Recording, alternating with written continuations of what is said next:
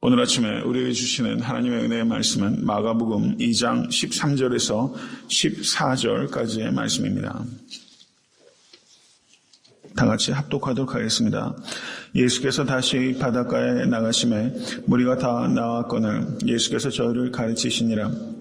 또 지나가시다가 알페오의 아들 레위가 세간에 앉아있는 것을 보시고 저에게 이르시되 나를 쫓으라 하시니 일어나 쫓으니라. 아멘. 하나님의 말씀입니다. 오늘 본문 말씀은 예수님께서 제자를 부르신 또 다른 사건을 기록하고 있습니다. 마가복음을 보시면 마가복음 1장 16절에서 17절 거기에서 예수님께서 갈릴리 바다를 걸으시면서 베드로를 부르셨습니다. 그리고 1장 18절에서 19절에서 20절에 예수님께서 조금 더 가시다가 세베대의 아들 야고보와 요한을 부르셨습니다. 그리고 오늘 본문에서 예수님께서 세 번째로 마가복음에서는 세 번째로 세리, 이 세리는 마태입니다. 마태를 부르신 콜링 사건이 기록되어 있는 부분이다. 이렇게 볼 수 있습니다. 13절을 보시면 예수께서 다시 바닷가에 나가시매 라고 말씀합니다. 마가복음에 예수님께서 바닷가에 가셨을 때가 언제가 처음입니까? 베드로를 부르실 때 바닷가에 가셨잖아요. 그죠? 그래서 다시 바닷가로 나가셨다. 이렇게 표현하고 있습니다. 2장 1절을 보시면 수일 후에 예수께서 다시 가버나움에 들어가신지라 라고 말씀하셨는데 이제 가버나움에 계시다가 다시 바닷가로 나가시는 그런 장소의 변화가 여기 있는 것을 우리가 볼 수 있습니다. 오늘 본문에 세리라는 사람이 나옵니다. 세리가 등장합니다. 세리는 그 당시 로마와 헤롯의 앞잡이입니다. 이 사람들의 문제는 법으로 로마가 정한 세 이상을 착취하여 사리사욕을 채웠다는 데 문제가 있습니다. 그렇기 때문에 이 사람은 반민족적이고 반윤리적인 사람이라고 할 수 있습니다. 유대인들이 너무나도 혐오하는 죄인들 가운데 가장 대표적인 사람이 이 세리라고 할 수 있어요. 그래서 유대인들 사이에서는 세리와 창녀와 사마리아인들에게는 거짓말을 해도 된다라는 말이 있을 정도로 세리와 창녀와 사마리아인들은 완전히 사회에서 버려진 정말 소망이 없는 최악의 죄인들이 바로 이 세리와 창녀와 사마리아 이 세 부류의 사람들이었다는 것입니다. 예수님께서 제일 첫 번째 부르신 제자가 베드로입니다. 베드로는 어부였습니다. 그리고 세베대 아들 야고보와 요한 역시 어부였습니다. 자신의 제자들로 어부를 불렀어요. 그 사람들은 교육을 많이 받은 사람들이 아닙니다. 예수께서 그들을 제자로 부르셨다는 사실 자체도 사실상은 충격적인 일이라고 할 수 있습니다. 그렇지만 어부라는 직업 자체가 죄된 직업은 아닙니다. 그런데 오늘 본문에서 예수께서 세리 마태를 부르셨어요. 이것은 충격을 넘어서서 추문이라고 할 수 있습니다. 스캔들러스한 일이에요. 추문이에요. 예수님께서 가르치시는 사역을 하시는데 이제 어부들을 일하는 사람들을 불러서 제자로 삼으신 일들도 충격적이었는데 이제 세리라고 사람들이 거짓말해도 되는 대상으로 여기는 그와 같은 사람들을 제자로 부르신 일은 이거는 추문에 가까운 이야기로 할 수 있습니다. 예수님께서 랍비로서 자신의 가르치시는 선생으로서 하나님의 나라를 가르치실 때 그 제자들, 이 세리를 부르시는 일은 이 사람들을 부름으로 인해서 자신이 가르치시는 일들이 권위를 결정적으로 떨어뜨릴 수 있을 만큼 충격적인 사람들을 예수님께서 제자로 부르셨다 이렇게 볼 수 있다는 것입니다. 여러분 사람들이 그렇잖아요. 어떤 선생을 볼 때 그 선생을 따르는 제자들을 보면 선생을 우리가 판단할 수 있지 않습니까? 많은 사람들이 그렇게 하잖아요. 그런데 예수님께서는 어떻습니까? 그런 것들을 뛰어넘어서 인간적인 생각을 뛰어넘어서 가장 제자로 불러서는 안 될 것 같은 사람인 이 세리를 예수님께서 제자로 부르셨어요. 얼마나 이 의미를 우리가 깊이 생각할 수 있게 되기를 간절히 바랍니다. 여기서 보시면 14절 말씀 보십시오. 또 지나가시다가 알페오의 아들 레위가 세관에 앉아있는 것을 보시고 저에게 이르시되 나를 쫓으라 하시니 일어나 쫓으니라. 여기서 보셨다라는 말이 다시 강조가 되고 있어요. 보셨다. 예수님께서 무엇을 보셨을까요? 알페오 아들 레위가 세간에 앉아있는 것을 보셨어요.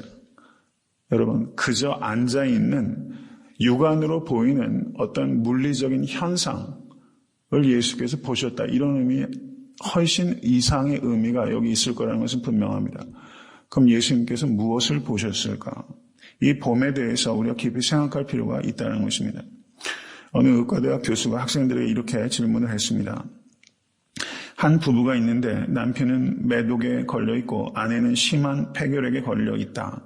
이 가정에는 자녀가 넷이 있다. 첫째 아이는 장님이고 둘째 아이는 몸이 허약해서 일찍 죽었고 셋째 아이는 장님에다 벙어리이고 넷째 아이는 결핵 환자인데 얼마 살지 못한다고 한다. 그러나 그 어머니가 현재 5번째 아기를 임신했다. 만일 이럴 경우에 그 어머니는 어떤 결정을 내려야 된다고 생각하는가? 라고 의과대 학생들에게 물었다는 거예요. 그러자 한 학생이 대뜸 이렇게 소리쳤답니다. 낙태수술을 해야 합니다. 그러자 교수가 말했다는 것입니다. 그런가? 그럼 자네는 방금 베토벤을 죽였네. 라고 말했다는 거예요. 베토벤을 죽였네. 이런 질문을 던지는 그 의과대학 교수의 의도가 무엇인지를 우리가 생각해 봐야 된다는 것입니다. 이 의과대학 교수가 가르치고자 하는 것은 의사가 되려고 해도 의학적 판단으로만 보는 것 이상을 보지 못하면 베토벤을 죽일 수밖에 없다라는 것을 가르치고자 하는 것이라고 저는 생각이 됩니다. 의사에게도 의학적 판단만 가지고 봐서는 안 된다는 것이죠. 그 이상을 볼 수 있는 눈이 열려야 된다는 것을 의미할 것입니다. 저는 목회자로서 제 자신이 그리고 애타한테 섬기는 교회가 지금 바닷가에 세간에 앉아있는 알페오의 아들 레위를 보고서 예수님처럼 그 사람을 보고 그 사람을 제자로 부를 수 있는 그런 눈을 과연 저는 가지고 있는가? 그리고 애타한테 섬기는 교회는 과연 이러한 봄을 가지고 있는가? 이것을 우리가 깊이 생각해야 된다고 생각합니다. 참 이상적인 이야기라고 할 수도 있을 거예요. 우리가 본다는 것이 여러 가지 단계가 있다는 것을 우리가 깊이 생각해야 됩니다. 제가 여러 차례 이것에 대해서 말씀을 사실 드려왔어요. 이 그리스어도 이 본다라는 단어가 여러 가지 종류의 단어가 있어요. 호라오라는 단어도 있고 블레포라는 단어도 있고 여러분 예수님께서 그 누가복음 19장에서 삭개오를 부르실 때 예수님께서 삭개오를 우러러 보셨다 했을 때 그때 단어는 아나 블레포라는 단어가 사용되고 있어요. 보다라는 단어가 여러 가지 그 의미들을 가지고 사용되고 있습니다. 영어도 see 한다는 뜻이 있고 look at 한다는 것도 있고 gaze 한다는 것도 있고 여러 가지 영어의 표현도 있습니다. 한자는 어떻습니까? 볼견이라는 볼견의 수준의 본이 있고 볼시가 있고 볼관이죠. 그럼 여기서 가장 깊은 봄은 무엇입니까? 볼관의 단계입니다. 본질을 깨뚫어 보는 봄이에요. 본질을 깨뚫어 보는 봄입니다. 우리가 육안을 뜨고 있으면 그저 이런 피사체들이 눈에 막 들어오는 거 이것을 볼관한다고 하지 않는 거죠. 이거는 눈 뜨고 있으면 그냥 내 눈에 들어오는 겁니다. 이거는 볼시의 단계예요. 볼시의 단계. 이건 매우 수동적으로 보는 겁니다. 그런데 내가 의도를 가지고 무엇인가를 사물을 직시하게 되면 그것은 볼시입니다. 볼견에서 볼시. 그 다음에 본질을 깨뜨려 보고 섬세하고 세밀하게 바라보는 것을 볼관, 관의 단계입니다. 이것을 우리가 깊이 생각해야 됩니다. 여기서 예수님께서 알페오의 아들 레위가 세간에 앉아있는 것을 보셨어요. 마가복음 1장 16절을 한번 보시기 바랍니다.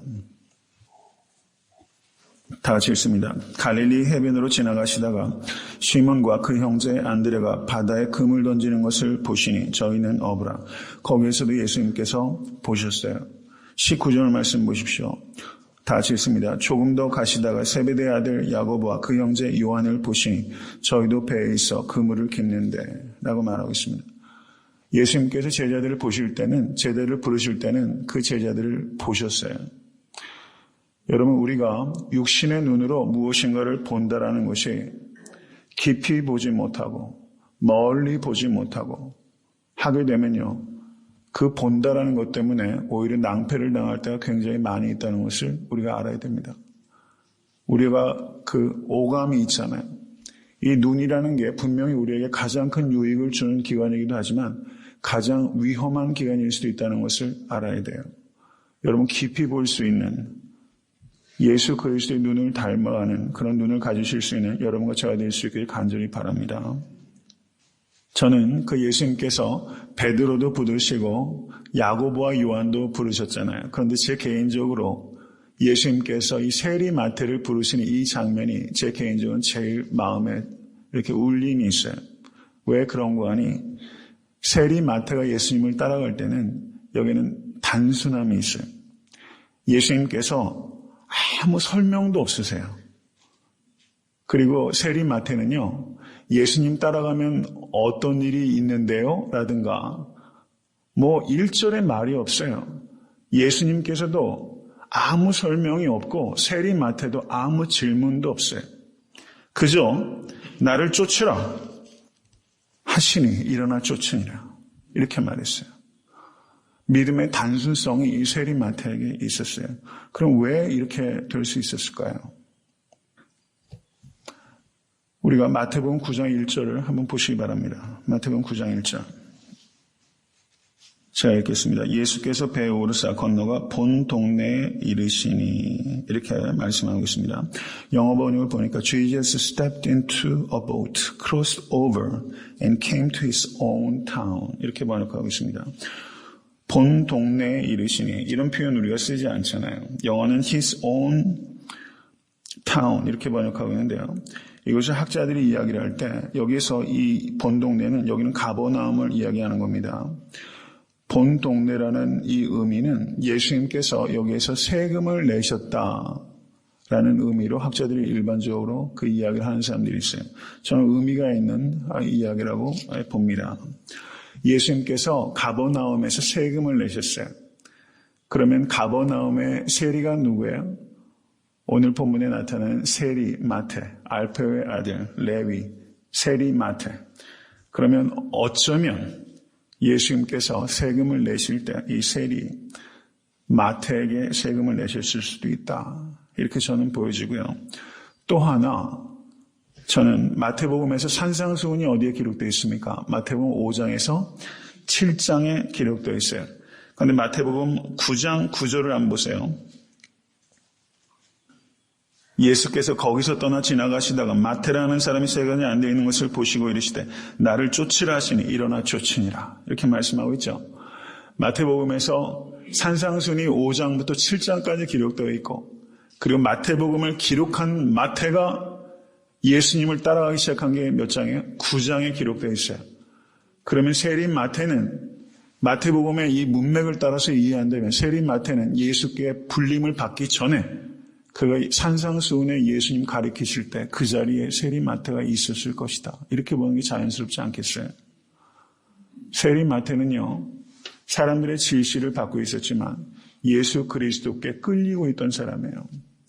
산에서 예수께서 가리키실 때 그 산상수훈의 가르침을 이 세리마태는 그 자리에서 듣고 있었을 거예요. 세리마태는요, 자기가 세리로 살아간다는 이 사실 자체 때문에 자기 힘으로 자신의 삶에서 벗어날 수가 없는 사람이에요.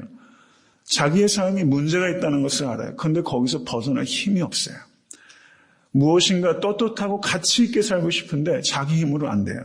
그러던 차에 예수께서 가르치시는 그 음성을 들었어요.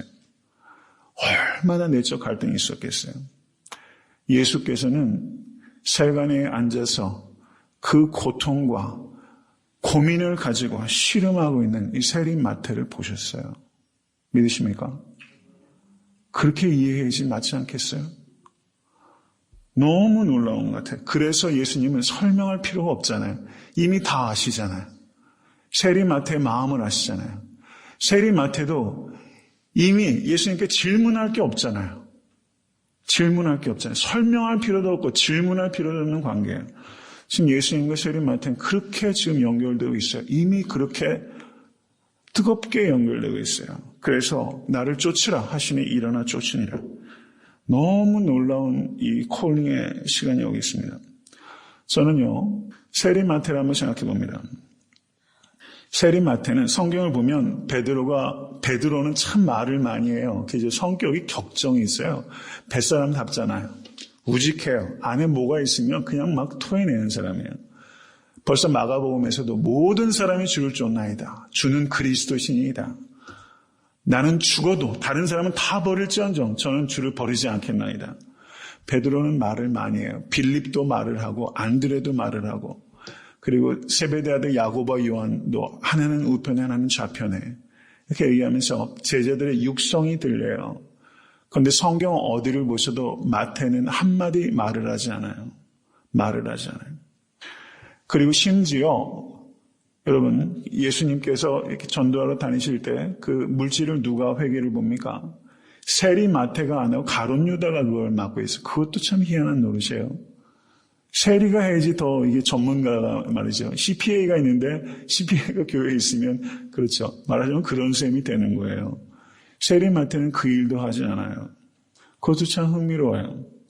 세리마태는 말도 하지 않아요. 어디에 집중합니까? 세리마태는 예수 그리스도의 가르침에 완전히 집중해요. 그래서 산상수훈의 가르침, 그 가르침을 하나님께서 영감하셨지만 그만큼 세리는 뭡니까? 기록을 잘 남기는 사람이잖아요.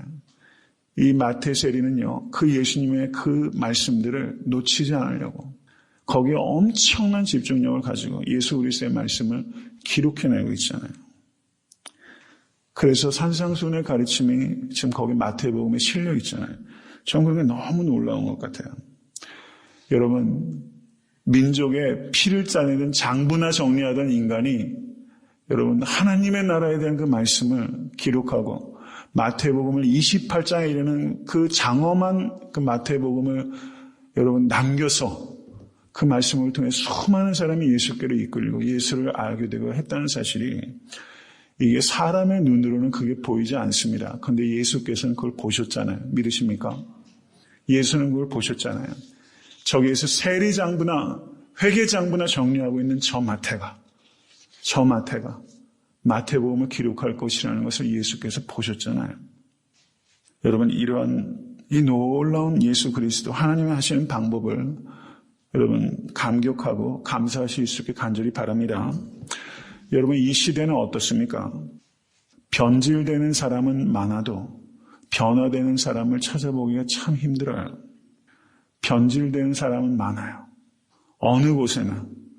여러분 정치인들도 얼마나 변질되는지 몰라요. 그렇죠? 변질된 사람 많습니다. 변질되는 사람 많아요. 교회 안에도 많이 있어요. 초심을 잃어버려요. 제가 이번에 창립사진을 맞아서 보통 일반적으로 초심으로 돌아가자 이렇게 얘기 많이 하잖아요. 초심 이전으로 되돌아가야 됩니다. 그 정도로 치열하지 않으면요. 변질돼요. 그러기 쉬워요. 저도 그런 말씀 많이 들어요. 교회가 이제 조금 하나님께서 성장하셔서 여러 가지 일들을 감당할 수 있게 되잖아요. 그러면 염려하시는 소들이 있다는 걸 전 잘 압니다. 목회자들도 자꾸 변하잖아요. 초심 이전으로 되돌아가야 됩니다. 여러분 사랑하는 성도 여러분 그런 마음 가지실 수 있게 간절히 바랍니다. 처음 시작했을 때보다 더 낮은 마음으로 처음 시작했을 때보다도 주님이 아니면 안 된다는 마음으로 되돌아가야 돼요.